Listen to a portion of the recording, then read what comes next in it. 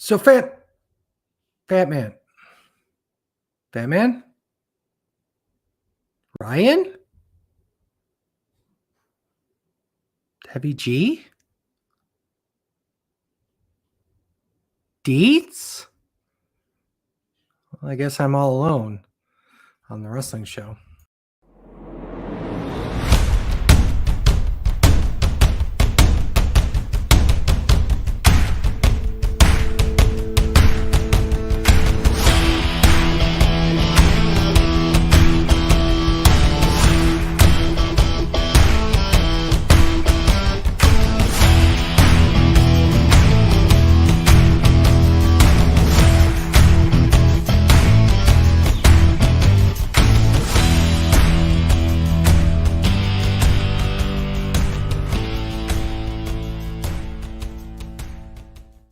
Welcome, everyone. This is Sleazy, and welcome to another wonderful episode. So as you probably can tell, I'm by myself. Unfortunately, Fat Man couldn't make it on the show, and a lot of people were already kind of getting ready for the Christmas seasons already. So we're gonna do this solo. We were originally going to cover TNA Final Resolution, but honestly, I'm not the TNA guy. Fat Man is, Ryan is. I'm not going to talk about it because I figure that if they want to do a pop up show, they can talk about it and it would be a really cool episode to do. So today we're going to kind of, throw some weird shit to the wall and see what happens. Right off the bat, I do want to say that this is probably going to be a shorter show because of that. So don't expect a 6 hour Broadway for sure. But let's get right into it. One of the things that I wanted to kind of talk to everyone about is we've had a lot of characters come and go in professional wrestling, and I feel like that some of them really didn't get their due, in my opinion, at least. So we're going to talk through a few people that really didn't get a fair shake of the stick, so to speak. From there, we're going to kind of shoot the breeze a little bit, take a look at Reddit, and then finally we'll do some news and rumors, and then we'll call it a night. But first and foremost, let's get right into it. In terms of one of the 5 people that I really believe really missed the boat, in my opinion, and I think a lot of people look at him like, what happened here? That man's Mordecai. Mordecai is kind of a strange character in the fact that he so his real name's Kevin Furtig. Um, some people know him as Mordecai. More people probably know him as Kevin Thorne, mainly because of his manager, not really because of him. His manager was Ariel, also known as Shelly Martinez, also known as, my God, her tits are huge. But but the reality is Kevin Thorne or Kevin Furtig had a very strange first run in WWE. He was basically going to be the second incarnation of, you know, Undertaker, really. But the funny part I thought was before he really when he first got into professional wrestling, he was working out with Sid Udy, the late Sid Udy, Sid Vicious, in Memphis. And I also thought it was funny that he worked as the gimmick 7. And I cannot for the life of me find out if the 7 gimmick that Kevin used was also the same gimmick that was used originally by Dustin Rhodes, infamously as, Seven's coming and he's doing weird shit with children, and it turned into a whole thing in WCW. But I think that Kevin really didn't get a real good shake of the stick, so to speak, in WWE, especially more with the Mordecai gimmick. I think it was an interesting, you know, take on it. Once again, he was using a variation of the 7 gimmick. But I think I really would have liked to see him more in this gimmick. Now, obviously he was with WWE afterwards. He went back to OVW, and then, like I said before, he came back up as part of the new breed of ECW, as Kevin Thorne. And oh my god, I'm even now I'm looking at his Wikipedia page, and it's just like going through a lot of the cool things he did as Kevin Thorne and whatnot. You surprise yourself at how not well looked at that era of ECW was. Like, everyone talks shit about it, but the reality is that it was fine for what it was. People, well, even Paul Heyman himself will, talk shit about, the Elimination Chamber pay-per-view that they had December. And it's just like, yeah, it was set up to fail, but the reality is there were some nice, cool things that came out of it.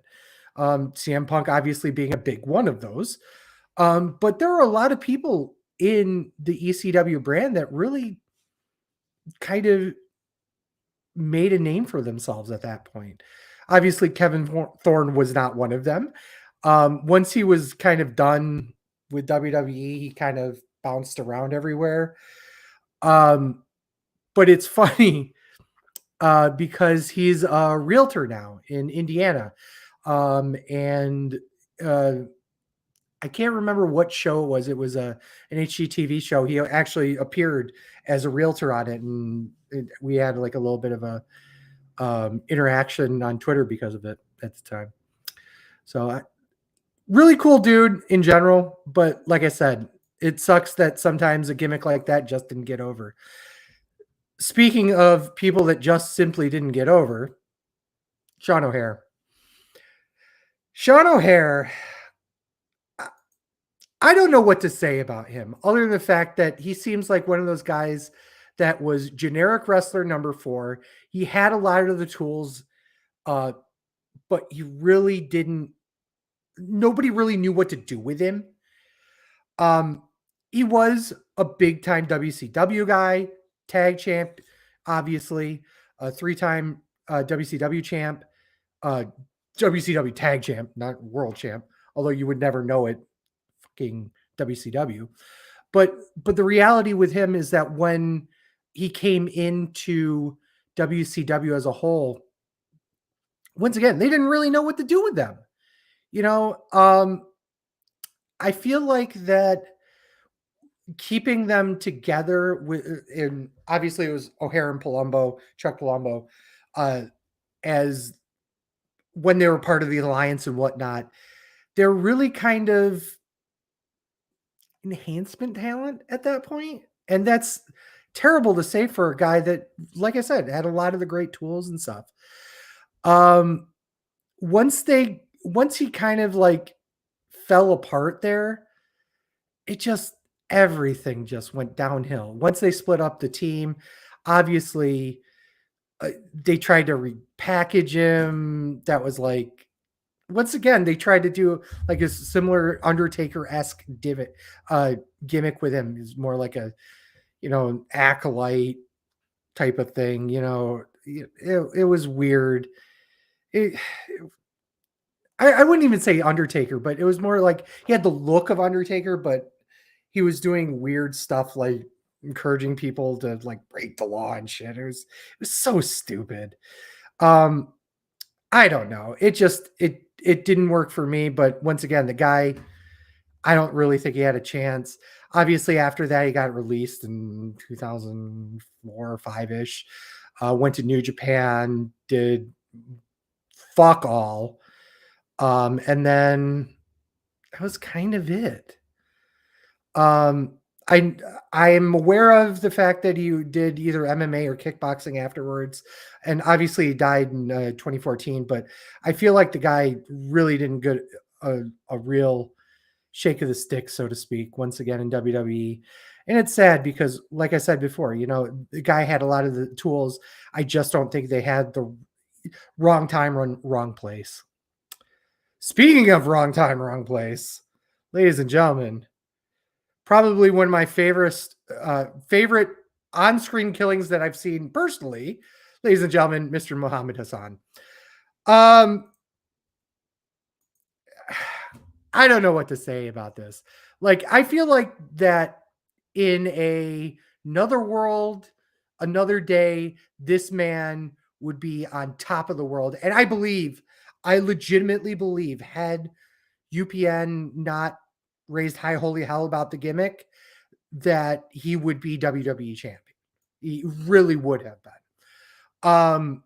I do believe that they kind of walked a very tight line with him, but it reminds me similarly to what they did with Jack Swagger a few years later with the All American gimmick, where I am just as American as you, but I'm a heel based upon the fact that just because I'm Arab American doesn't give you a right to discriminate against me. It was an interesting concept. It was an interesting gimmick. I think it was just a once again a victim of very bad timing, because you had there was a whole thing with like a terrorist attack um that happened like in London like 3 days after they decided to do some very similar gimmick where they beat the crap out of, I think, was it Taker? I believe it was Taker, that they actually took out. Um, and it was like a bunch of guys in ski masks and shit. And it did not fly well.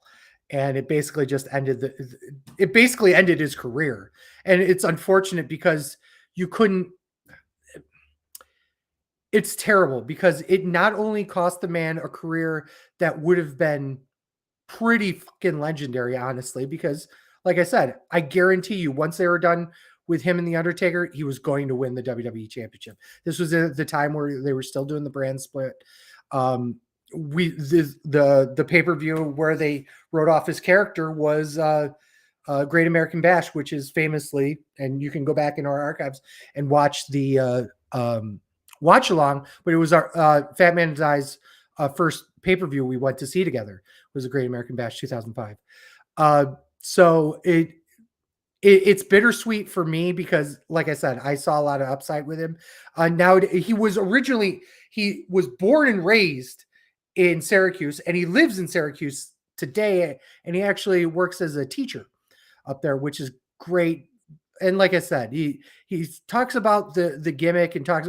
Oh, and that's one other thing. He's not Arab at all. He's Italian.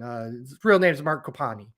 But I think to his credit, he did a great job in the role. I think he did a great job in what he was meant to do with everybody. So fuck it, I mean, the man should have gotten at least a repackage because they outright released him after this. They didn't even give him a chance after this. He got written off in, when was that?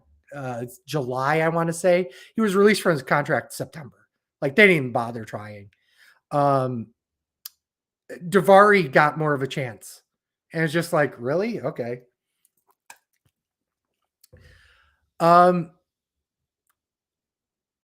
This one's a weird one. I will admit this, because I knew about him, but I never actually watched him work. And I bet you if I brought up his picture, like I am now, I would believe you'd have a hard time even telling me who he was. That, my friends, is the legendary Luther Reigns. Man is very well known for not a whole lot. He once again, he was the assistant to Kurt Angle. He was one of those guys that was kind of like great upside, but didn't know what to do with him. Type of person. He was jacked as fuck. He looked great, but I don't think he could really work a match all that well. They threw him with Mark Jindrak for a while. They did a whole thing with Big Show. It just didn't work. Nothing he did worked. and they dumped him in I want to say 2005, 2006 too.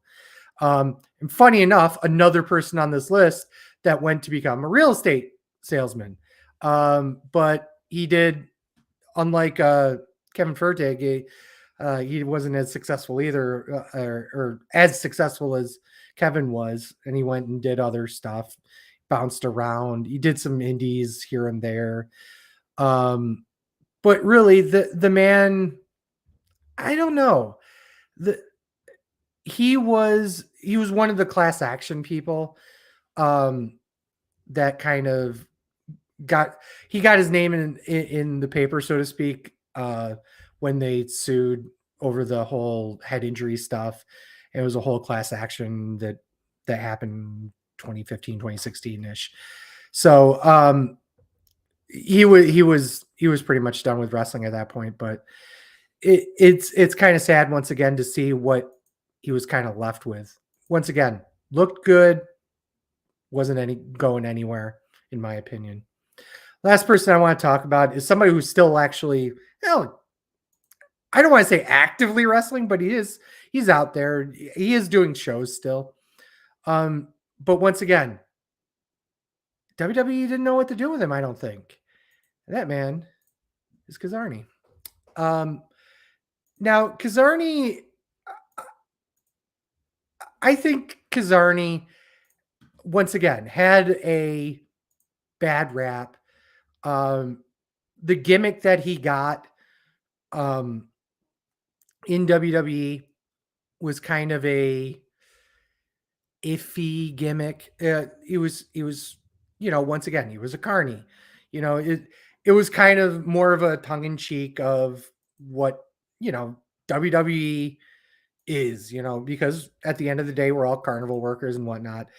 Um, but the other reality of this was that his vignettes were really, really, really well done. I loved them. I know a lot of people really liked them. Um, he he thought. I remember him talking in an interview after the fact. I can't remember how much later this was, but he was basically saying that it was like if Jake the Snake and Doink produced a baby, and it was him, and I agree with it because it was once again, Sin Bodai Kazarni was one of those guys that had a lot of upside. He really knew how to produce an aura. Um, and I think they did a really good job, and it, I hate to say this, but I think there was a sense of, and then the bell rang for him because, once again, he had two, maybe three matches on WWE TV, and then they pulled him right off.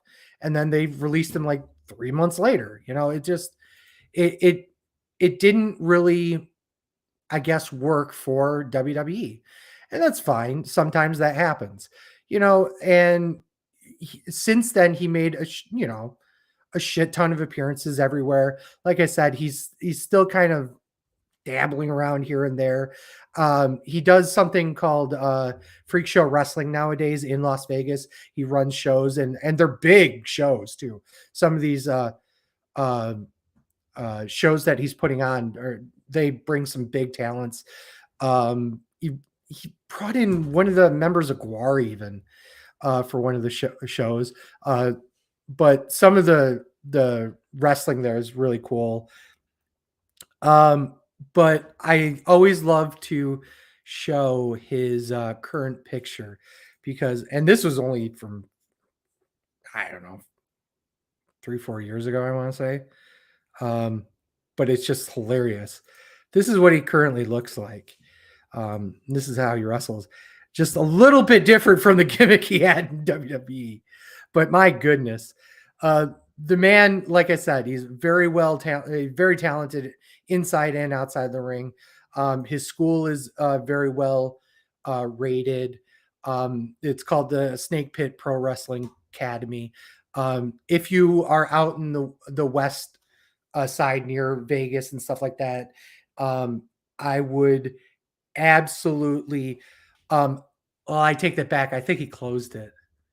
He might have closed it because it was him, Jake, and D'Lo. I think I want to say D'Lo was part of it too. Um, but they did a bunch of different camps, and they had a full on school and stuff, and they did a great job of it.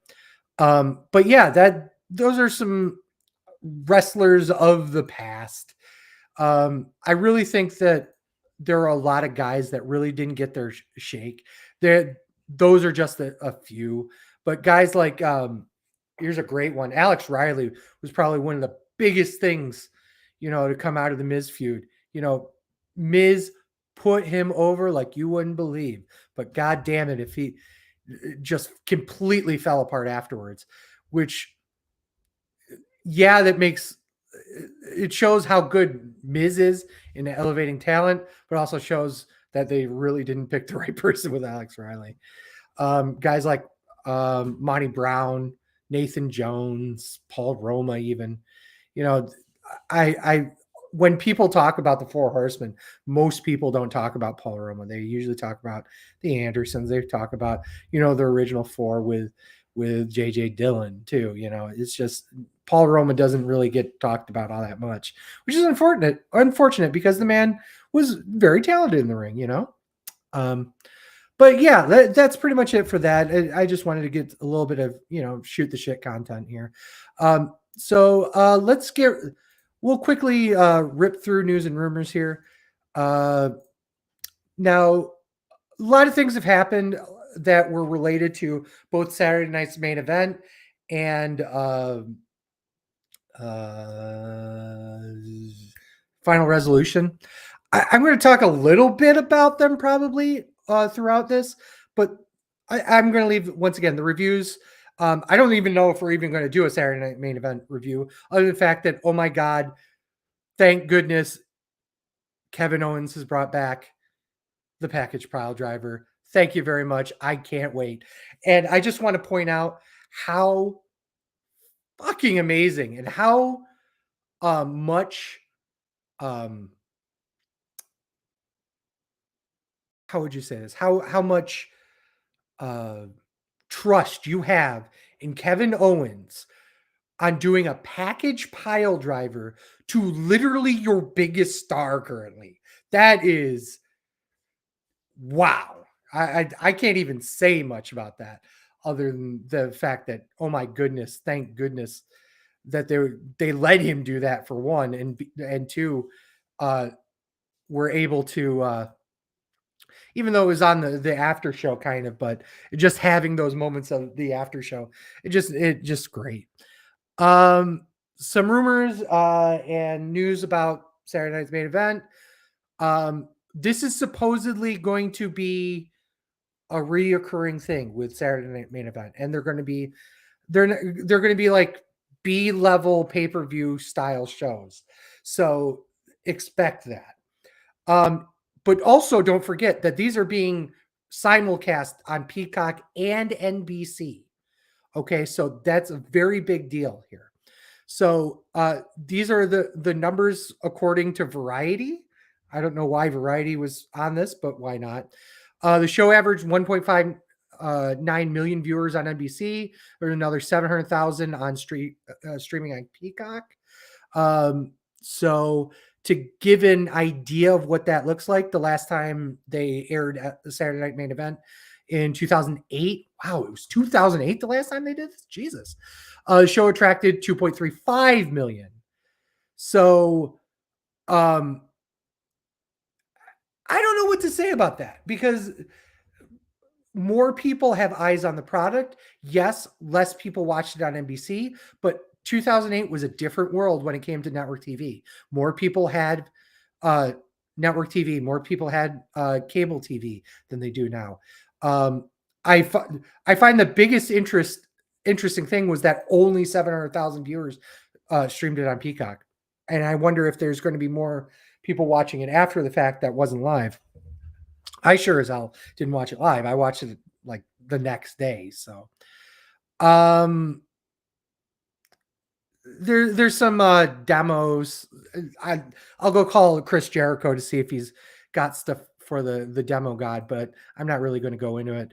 Conor McGregor is really planning on doing a boxing match with none other than the other Paul, the WWE Paul, Logan Paul. Um, I don't know. I I don't know what to say. I've always said, and this was directly from Connor's mouth. This was off of Twitter, that he was going to box Logan Paul in India or something, and then go back to UFC. So, hey, if it makes him feel better, I just want to see all the promos. AEW's offered a contract to the one, the only Mr. Indie Wrestling, Matt Cardona. Uh, According to fuck Dave Meltzer, it's uncertain what the terms were, or if Cardona was interested. Blah blah blah blah blah. Obviously, he's challenging Chris Jericho this coming Friday at Final Battle at Hammerstein Ballroom. So yeah, that's going to be interesting. Uh, I don't know if he's going to do it or not. There was a cool Zero vignette. Let me see if I can get the picture here.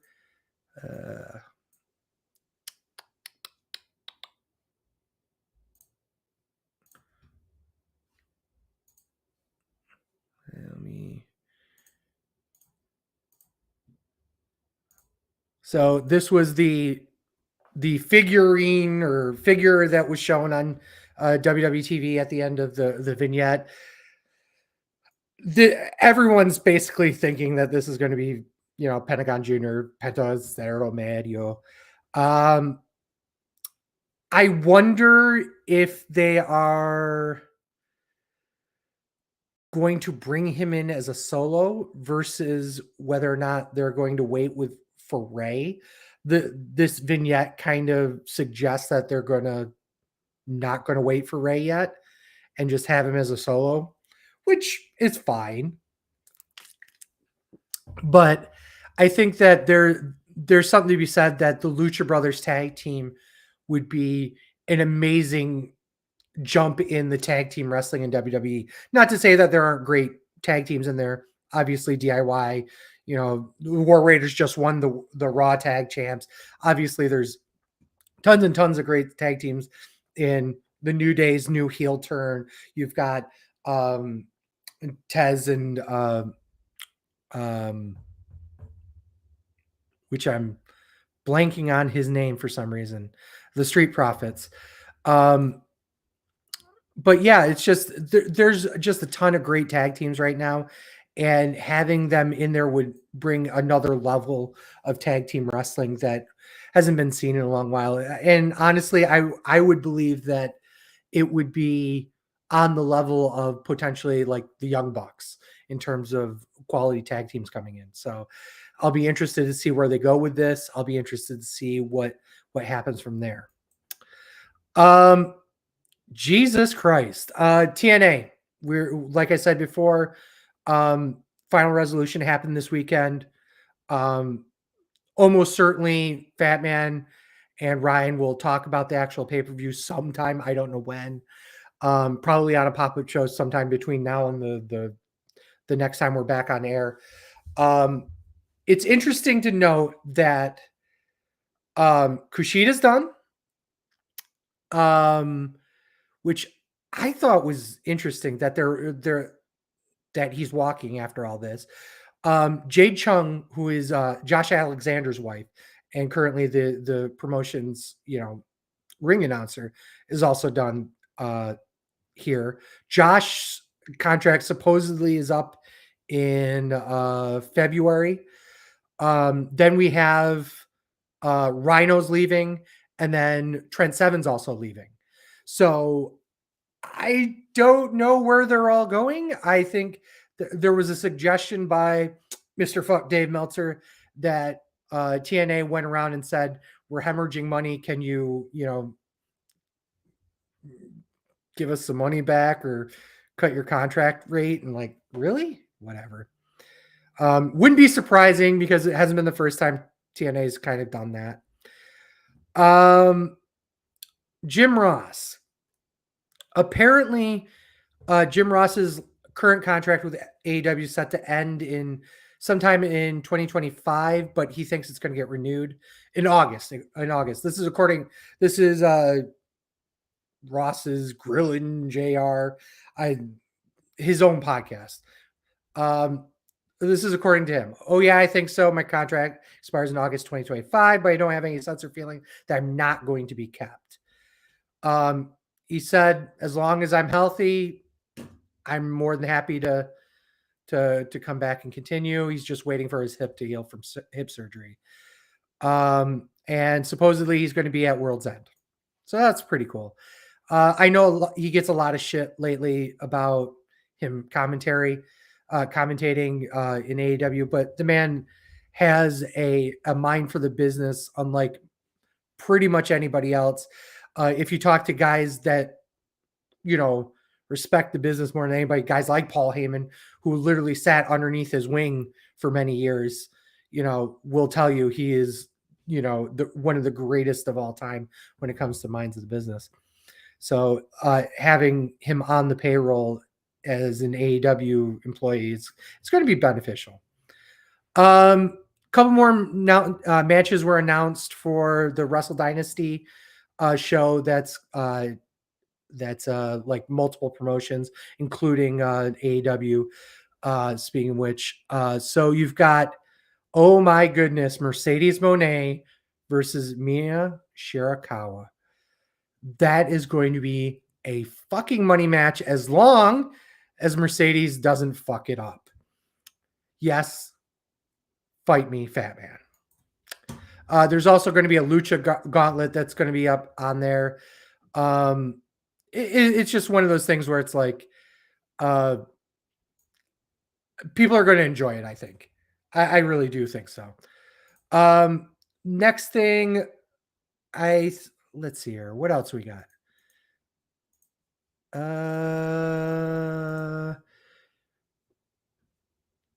I hate talking about this by myself, but I think it's important to note it. Tessa Blanchard. So everyone left TNA, but they managed to bring back Tessa Blanchard. I hope for like $4. But I don't know what to tell you guys. Tessa is one of those women that, from a perspective of professional wrestling, she is one of the best currently out there in terms of women's wrestling. In terms of who she is as a person, fucking ridiculous idiot. I don't know why they chose to bring her back. Maybe they thought, maybe they needed to find somebody to replace Jordan Grace. And honestly, from a wrestling standpoint, you could do worse than Tessa Blanchard. But god damn it, I don't know what to tell you guys. I'm not really happy about it, but it's TNA Wrestling. They got to do what they got to do. Speaking of TNA Wrestling, we have officially gotten our main event for the next pay-per-view on the 19th of January. Live on pay-per-view, we will have Nick Nemeth versus I Believe in Joe Hendry for the main event, for the title. I think that, and this is in Texas too, by the way. I think that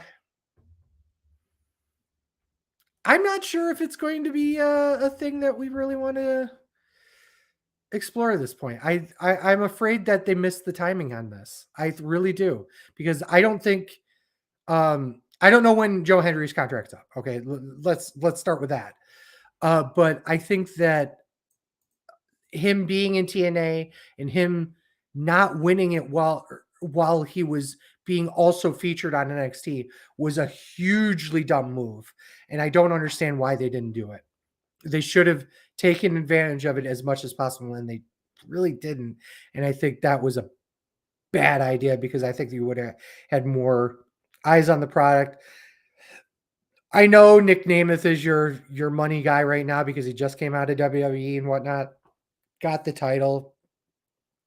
You have this great up and coming star. I think you've done a good job at least of putting him in a spot where he could shine, and then you promptly pulled the rug out from under his feet twice now in a few short months. So I don't know what to do at this point with him.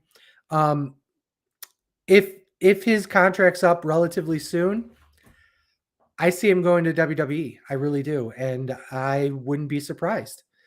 Um, if he's in there by June, July, August, even if his contract's up relatively soon, they're not going to put the title on him here.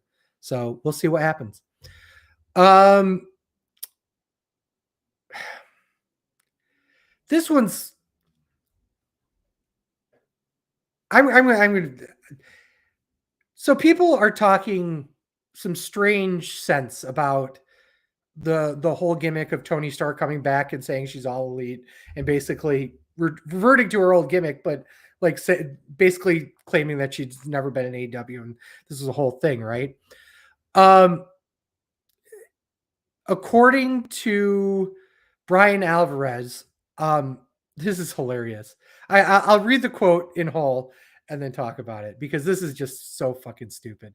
Do you know how many people I talked to in AEW yesterday? Every last single one of them aghast, may not even be the right word, but appalled that Tony Storm's return is on Rampage. I swear to God, this is true. You could have had 200 people lined up outside Tony Khan's door last night, one by one. All 200 of them could have gone in there and said, "This idea is stupid." You want to know what had happened at the end of the night? He'd still have done it because that's what happens. People argue things with him every single week, and at the end of the day, he does whatever he wants. Okay, there's so much to unpack here. Number one, it's Tony Khan's goddamn company. Let him fucking do whatever the fuck he wants. Yeah, maybe it's not the right move. Okay, maybe not. But the reality is they've done a good job of making all three of those shows matter in different ways. So I'm just going to sit here and say this: there have been times where the top title on a show was the international title. Sometimes the top title on the show was the TBS title, especially when Adam Copeland had it. Sometimes the top title wasn't a title at all. It was just something, a big grudge match. They've done a good job of making a lot of their titles feel not necessarily tiered, but definitely like different. Like the Continental title is another example of that. I hate the rules behind the Continental title, but you have to admit that it's different concept and they kind of leave it as a completely different thought process. Um, and they kind of do the same thing with the shows themselves. Collision and Dynamite and Rampage are all different shows. We are expected as uh, WWE, enthusiasts, WWE fans, that one shows the A show and one shows the B show. Well, they don't. AEW does not see it that way. In fact, they make it very clear that anything can happen on any show, and this is a great example of that. You know, Sometimes it matters that the debut is on Rampage. Sometimes it matters that the debut of, oh, I don't know, CM Punk in Chicago was on Collision. It doesn't matter. The reality is, or not Collision, or Rampage. It didn't matter. One of the big matches and big returns was Orange Cassidy versus Shibata.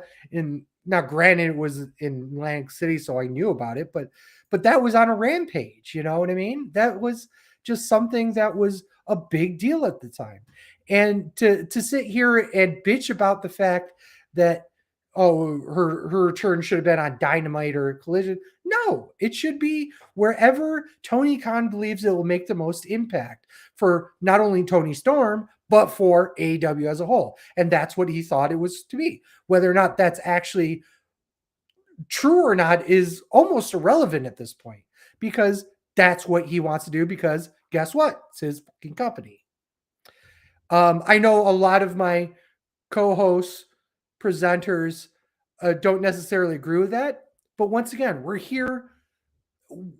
we always want to say, huge preface this, we're here because we love professional wrestling as a whole. It doesn't matter what it is: WWE, AEW, TNA, Ring of Honor, God, uh, PWG, New Japan, AAA. It doesn't matter. We love professional wrestling, and we always wanted to see it get better. And whenever we offer criticism of AEW or WWE for that matter, we're only seeing it from the outside in, saying, hey, from our experience, from our 12 years of being on the show, for our many, many years more of watching this, for Ryan and I being part of the business, this is how we believe it could be better. We see things that could make it better. And those are the kinds of things that we kind of, talk about regarding AW. But in this particular circumstance, I believe that he did the right thing, if only because it gave a boost to Rampage. Because now, maybe next week, we'll find Rampage to be more interesting. So we'll go watch it, because anything can happen. Even Tony Storm could show up. You don't know. So, speaking of AEW and AEW stars, there's been an update on Luchasaurus. Once again, for Brian Alvarez, states that he's doing much better. He's working hard towards a comeback, which is great. Curiously, he kind of puts over Tony Khan and AEW's medical staff, because they told him to stay home the week before he collapsed, which may have saved his life. I will say this.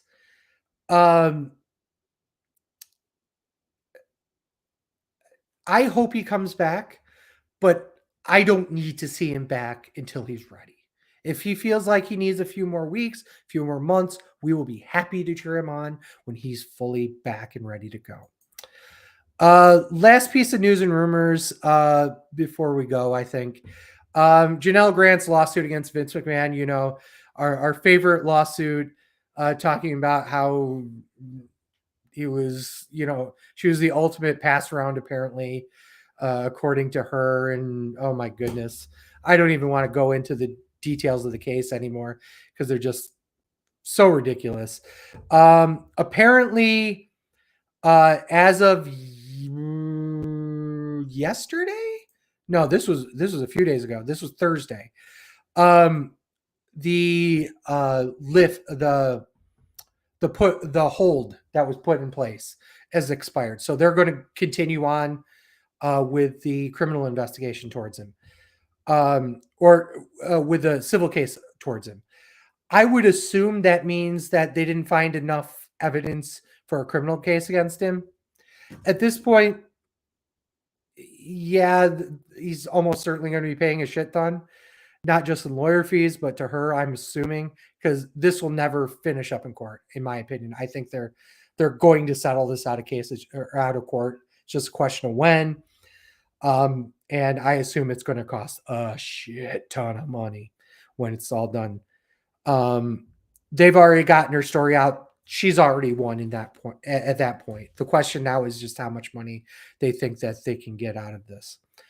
That's it for news and rumors. Let's see here. Let's go quickly into Squared Circle Jerk, because we can, for a quick Reddit quote of the day, because we need this. I need I should bring that up. Let's see if I can grab this.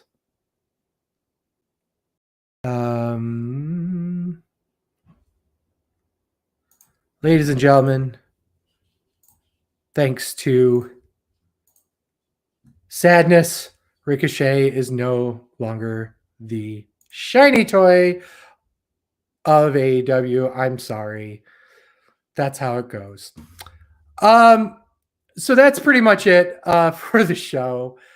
I'm at TWS Sleazy. Actually, you know what? I left X. Okay, I'm moving over to Blue Sky. So eventually you'll see me on there. We are Sleazy Fatman on X. Dietz has taken over the X Sleazy Fatman account. Specifically, go follow him there. He's absolutely hilarious. We do have a blue check mark now because of him. So check him out there. We are also on Instagram, Threads, Blue Sky, TikTok at Sleazy Fatman. So please follow us there. Find our videos at twitch.tv/sleazyandfatman, youtube.com/sleazyandfatman, premium content at that, onlyfans.com/show. Like and subscribe on your favorite platform, and specifically click that notification icon on YouTube. That really makes a difference, because when we go live for, like, once again, After Darks, because they don't normally come on every week, or if we do pop-up shows, stuff like that, you'll be notified when we go live. This is the main reason what we're doing for now and beyond. Live content is what we have always thrived on. We've been doing live content for years now. The only difference is that we were also doing it for the podcast. Now we're just doing these lives. So it really matters for us if you click that notification icon on YouTube and follow us there and subscribe to the channel. Obviously, once again, explore more content on thewrestlingshow.com, including articles, merch, so much more. I will once again put over our wonderful merch store brought to you by Spring. I will quickly bring that up because I do want to show our lovely merchandise, because I'm definitely not a shill, but I will always shill our stuff. Things like the Fat Horseman, Wrestling Show with Sleazy and Fatman, classic logos, our wonderful Hope You Step on a Lego t-shirt, our brand new Wrestling Show After Dark merch. I understand the stuff on here is just really cool, really enjoyable. You'll be able to see more of it as time progresses. Just take a look at some of the cool brandings, the stickers. Once again, some of the other cool minor things that we have on here. It's really cool that you guys support us the way you do. So it matters so much to us when you follow us, like us, talk to us, chat with us live, whatnot. So with a thanks to fucking nobody, because it's just been me on here. But thank you guys so much for listening to the Wrestling Show. We'll be off for the next 2 weeks. We're coming back on January 7th with what I always consider the biggest show of the year, even though it's the first show of the year usually, which is our year-end awards for 2024. It covers from Wrestle Kingdom to Wrestle Kingdom, and we go through many, many different topics. I will be releasing them, the actual categories on Twitter or on X and Blue Sky, and I'll also put them on the Wrestling Show Facebook page as well. So if you guys have nominees you want to put in there, or if you feel like that somebody's not going to get the rub that you think it's going to, please put it in there. But for that, thank you guys so much for listening. Peace.